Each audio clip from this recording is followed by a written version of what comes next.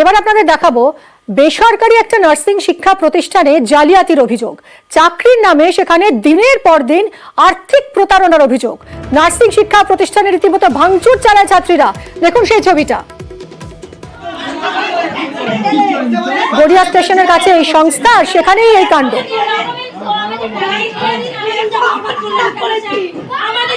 গড়িয়া স্টেশনের কাছে সংস্থার অফিসে রীতিমতো ভাঙচুর চালায় ছাত্রীরা। না বলে মানে না জানি অন্য কলেজে ভর্তি করে দিচ্ছে। টাকা ডকুমেন্টস রিসিট দেখাতে পারছে, সেগুলো দেখাতে পারছে না।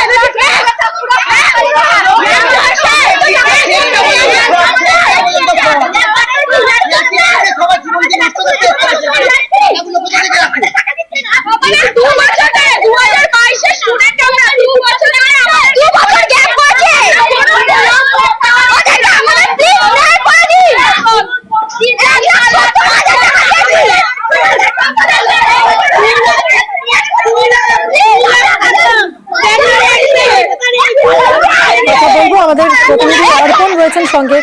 অর্পণ, কয়েক লক্ষ টাকা প্রতারণার অভিযোগ উঠছে, কিভাবে এই আর্থিক জালিয়াতি করা হয়েছে? এখন যে নার্সিং সংস্থা প্রতিষ্ঠানের যিনি মালিক রয়েছেন, তিনি এই যে স্টুডেন্ট গুলো রয়েছে 2023 সালে তাদের অ্যাডমিশন হয়েছিল, আর প্রত্যেকের কাছ থেকে যা জানা যাচ্ছে প্রায় 2 লক্ষ টাকার মতো তাদের কাছ থেকে ফিজ নেওয়া হয়েছিল। এবং এই ফিজ নিয়ে তারা বিভিন্ন সংস্থায় কাজ পাইয়ে দেওয়ার নাম করে তাদেরকে ট্রেনিং দিয়েছে, এবং ট্রেনিং দেওয়ার পরে যখন তারা চাকরি পাচ্ছেন না তখন তারা টাকা ফেরত চান। এবং এই ঘটনাকে কেন্দ্র করেই মূলত এই যে নার্সিং প্রতিষ্ঠান রয়েছে সেখানে ভাঙচুর বিক্ষোভের ঘটনা ঘটেছে। ইতিমধ্যেই যেটা যারা নার্সিং যারা শিখছিলেন, যারা ছাত্রছাত্রী, তারা যেটা অভিযোগ করছেন, তারা যখন চাপ দিয়েছেন তখন সেই টাকা ফেরত দেওয়ার জন্য তারা সংস্থার পক্ষ থেকে যে চেক দেওয়া হয় সেই চেকও বাউন্স হয়েছে, এমনটাই তারা অভিযোগ করছেন। কিন্তু তাদের বক্তব্য যে 2 বছর ধরে তারা ট্রেনিং কোর্স কমপ্লিট করেছেন, তারপরেও যেখানে গিয়েছেন সেই যে তাদের সার্টিফিকেট, সেই সার্টিফিকেট দেওয়া হয়নি। তাদের যে ডকুমেন্ট জমা দেওয়া হয়েছিল, মার্কশিট এবং যে ডকুমেন্ট তারা জমা দিয়েছিলেন, সেই ডকুমেন্ট তারা এখনো পর্যন্ত ফেরত পাননি।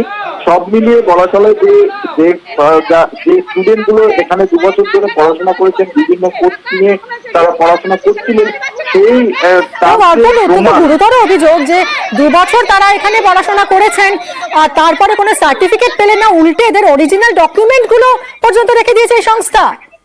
একদম এমন একটা অভিযোগ করছেন যারা স্টুডেন্ট, যারা এখানে দীর্ঘদিন ধরে পড়াশোনা করছেন, তারাই এই অভিযোগ করছেন। এই অভিযোগের ভিত্তিতে যিনি কর্ণধার রয়েছেন মানিকলাল জানা, তাকে ইতিমধ্যেই গ্রেপ্তার করেছে নরেন্দ্রপুর থানার পুলিশ, এবং সমস্ত বিষয়ে তদন্ত শুরু হয়েছে। এই নার্সিং সেন্টারের পিছনে আরো কি কি রয়েছে, তাদের অথেন্টিকেশন রয়েছে কিনা, তাদের কোনো বৈধ কাগজপত্র রয়েছে কিনা, সবকিছু খতিয়ে দেখা হচ্ছে নরেন্দ্রপুর থানার পক্ষ থেকে। ধন্যবাদ অর্পণ। আমাদেরকে সবকিছু ফ্রড বলে দেখানো হয়েছিল, একবারও বলাও হয়নি যে আমাদের অরিজিনাল সার্টিফিকেট নিয়ে নেওয়া হবে। আমাদের কাছ থেকে ডকুমেন্টস গুলো নিয়ে পরে এসে চাইলাম ওনাদের কাছে আমাদের ডকুমেন্টস গুলো, কি বললেন না ব্যাঙ্গালোরে চলে গেছে তোমাদের ডকুমেন্ট। সেটার জন্য আমরা কন্যাশ্রীর টাকা পাইনি, স্কলারশিপ টাকা পাইনি, কিচ্ছু টাকা পাইনি, কোনো কলেজে ভর্তি হতে পারিনি, আমাদের কোনো টাকা দেয়নি। এখনো পর্যন্ত আমরা ঘুরে বেড়াচ্ছি। আমরা কলেজ দিয়েছে, এই চেকগুলো টোটালি ফ্রড, এটা পুরো ভবিষ্যৎ নষ্ট করে দিয়েছে। আমরা সরকারিতে পরীক্ষা দিতে গেছিলাম, আমাদের লোক পাঠিয়ে মার খাইয়েছে। না কোনো টাকা নেওয়া হয়নি। এটা হচ্ছে এখানে পড়াশোনা করেছে, যাদের পছন্দ হয়নি বলছে পড়বো না, আমাদের টাকা ফেরত দিন। টাকা ফেরত দেওয়া হচ্ছে চেকে। যারা পড়বে না তারা ফেরত চাইছে দেওয়া হচ্ছে। তাদের প্রত্যেকের নামের লিস্ট আছে এবং টাকা ফেরত দিয়ে দেওয়া হচ্ছে। দেগঙ্গায় পঞ্চায়েত অফিসে ভাঙচুরের অভিযোগ। বৈঠক চলাকালীন ভাঙচুরের অভিযোগ উঠছে। সোহাই শেতপুর পঞ্চায়েতে অফিসে গন্ডগোল বাধে। বৈঠক চলাকালীন তৃণমূল এবং আইএসএফ এর মধ্যে বিবাদ শুরু হয়। পঞ্চায়েত অফিসে গন্ডগোল ঘিরে উত্তেজনা ছড়ায়।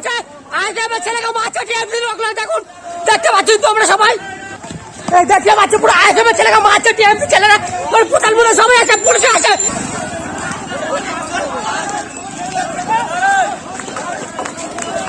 দেখুন টিএমসি আইএসএফ এর বাচ্চা, দেখুন সবাই পুরো লাইভ ভিডিও চলছে। আইএসএফ ছেলেরা মারছে, টিএমসি লোকরা দেখুন, দেখতে পাচ্ছি তো আমরা সবাই, দেখতে পাচ্ছি পুরো আইএসএফ ছেলেরা মারছে, টিএমসি ছেলেরা পোটাল মতো সবাই আছে। আমাদের প্রতিনিধি জিয়াউলের সঙ্গে জিয়াউল, জেনারেল মিটিং চলছিল, তারপরে কি এমন হলো যে এইরকম একটা ধুন্ধুমার পরিস্থিতি তৈরি হলো? দেখো, দেওঙ্গা সোহাইশেখপুর গ্রাম পঞ্চায়েতে জেনারেল মিটিং চলছিল। যতগুলো পঞ্চায়েত সদস্য, মোট ওখানে 24 জন পঞ্চায়েত সদস্য রয়েছে, সবাইকে নিয়ে জেনারেল মিটিং চলছিল। সেখানে মূল আলোচনা হচ্ছিল যে এলাকায় একটি পঞ্চায়েতে অর্থ বরাদ্দ হচ্ছে, সেই অর্থ বিভিন্ন পঞ্চায়েত এলাকায় অর্থাৎ সংসদীয় এলাকায় সেখানে কাজকর্ম হবে এবং তা নিয়ে সেই বৈঠক করছিল। কিন্তু সেখানে আইএসএফ এর 2 জন মাত্র সদস্য রয়েছে। তাদের যেটা দাবি যে তাদের সংসদীয় এলাকায় কোন রকম ভাবে টাকা বরাদ্দ, অর্থ বরাদ্দ করছিল না পঞ্চায়েত। অর্থাৎ পঞ্চায়েতের বক্তব্য 24টির মধ্যে 21টি তৃণমূল কংগ্রেসের, 1টি বিজেপির এবং 2টো আইএসএফ এর। ফলে যে পরিমাণে অর্থ এসে সবাইকেই এই অর্থ দিলে পঞ্চায়েতের আর কি এককভাবে কাজ হবে না। ফলে ধাপে ধাপে পঞ্চায়েতের উন্নয়নমূলক কাজ করা হবে। ফলে প্রথম ধাপে 10 থেকে 12টি এই সংসদীয় এলাকায় এই কাজ দেওয়া হবে, পরবর্তীকালে বাকিদের দেওয়া হবে। কিন্তু এই আইএসএফ এর স্পষ্ট দাবি যে তাকে কোনো উন্নয়নমূলক কাজ দেওয়া হচ্ছে না, শুধুমাত্র বিরোধী বলেই তাকে উন্নয়নের দিক থেকে বাইরে রাখা হচ্ছে।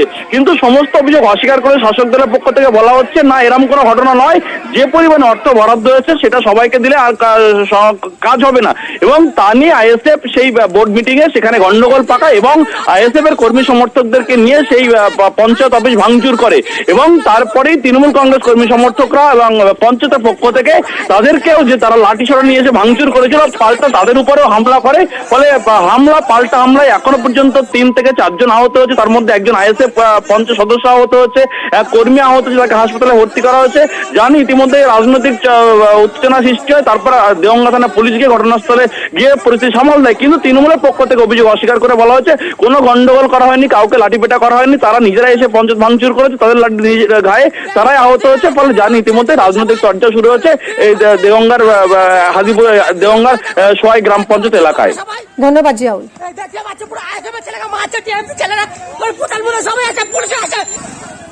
খুব ঝামেলা ঝক্কি হচ্ছিল, আমি প্রথম থেকেই ছিলাম, দেখেছি ওদেরও বলেছি আমরাও বাড়ি যা, এই ঝামেলা করেছিল পঞ্চায়েত সবার। কি নিয়ে ঝামেলা করছিল? কিটে নিয়ে হচ্ছিল আমরা জানি না, পঞ্চায়েতে ঝামেলা হচ্ছিল, তখন আইএসএফ এরা ঝামেলা করছিল এখানে এসে, তারপরে পঞ্চায়েতে ভাঙচুর করছিল ওরাই আইএসএফ এরা।